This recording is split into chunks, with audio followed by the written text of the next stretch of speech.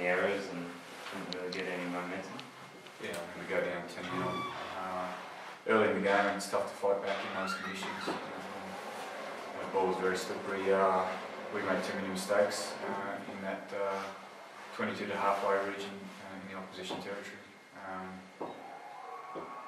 And I mean, they played well. They played the conditions well. They're hard at the breakdown. They got good play going hard at the breakdown. But I thought we fought our way back into the game quite well, and certainly had our chance in that second half. Very disappointed with one call there at the end, where Higginbotham's come around and tackled Pocock. When for mine it was definitely going to be a try, and again, nothing's happened from that. So in your eyes, that should either be a penalty try or a card, or correct. How frustrating is it when the game's so tight? I mean, there can be a bit of leeway in games when the results aren't decided by that, but that had a direct impact, I guess.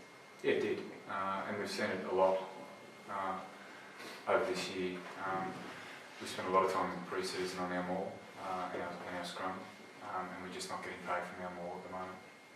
So it is frustrating, disappointing, but there's not a lot you can do about it now, is there? Frustrating overall in the way that they defended them all, not just that one that you had there? No, just that one really. I thought they defended the rest of them pretty well. I guess it's more the way that the maul is refereed. I think Higginbotham certainly came around offside and tackled Pocock when he was 1 metre from the line. You just like to know that the referees are looking for that sort of stuff. Did you see enough tonight, Bernard? Like, you had to call in a lot of reinforcements this week with injuries. Did you see enough from those guys to suggest that you can go well over the next little period? Well, there wasn't a lot in our game. We struggled to carry the ball there. We battled away. We didn't really make a lot of metres, and it wasn't a game for making metres. The ball was too slippery. We had to rely on our kicking game, so we'd need to give those guys another opportunity next week to really see if they can step up.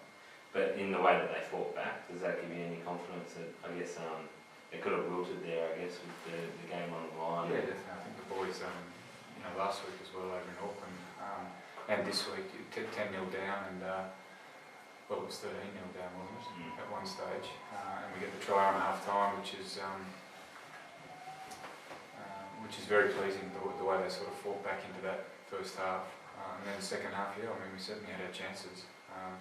We didn't give up at any stage, and I certainly thought we were the better team in that second half, but we didn't come away with it. Squeak, how did you kind of see it going, frustrating out there? Yeah, very similar to what Burns just said. Very hard when you go 10-0 down in those conditions. Like Burns said, we battled back into it, but just couldn't build any pressure. We made too many mistakes, turned the ball over at the breakdown a lot. So thought they were really good at the breakdown. They went really hard at our ball and got some good pay out of that. That's a disappointing part of tonight. To lose at home is probably the biggest disappointment for the players. You talked about too many mistakes and turning the ball over at the breakdown. Is that not playing the conditions the proper way, or is that a sign of, I guess, lack of concentration? Or? No, we had the game plan tonight to play to those conditions. We knew it was going to be wet all week, so we spoke about it all week. But it's tricky out there. There's no doubt. It's a tough night to play footy. We just came off second best tonight. They handled the conditions better than we did. I thought they played well, and that's it. If you don't play well, you get beaten. Down on troops, but did you feel like there was enough there in the guys that stepped up? Or? Yeah, definitely. Look, it's not up to guys that come into their first game to win us the game.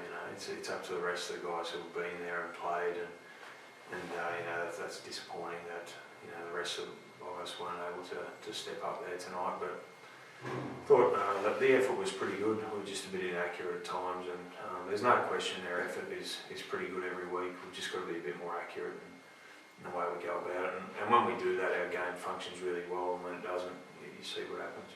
Did just listening on the sports ears, you're talking to Angus out there trying to get a gauge 30 minutes to your first penalty as well. Was that the guys just didn't adjust in time, or?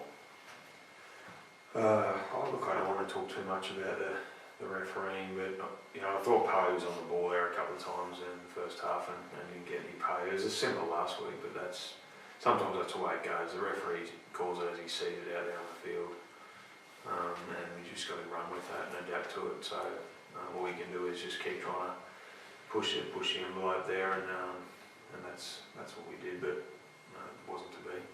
Any concerns with the scrum as well, like in the first half? Rebels put a lot of pressure. Yeah, they did. That was a disappointing part of our game, particularly in the first half. I thought their scrum was really strong. We didn't adapt to it very well, so yeah, that's definitely a work on for us this week. Last event was he just a concussion? Yeah. He was clearly concussed. He came off the field and we knew straight away I wasn't going back on. So with the protocols coming back from that in a short week, does it make it tough then for him? No, he's still eligible. Just a 6-day turnaround, so he'll still be eligible, provided he passes all his tests early in the week. And then he should be fine to be in the running for selection.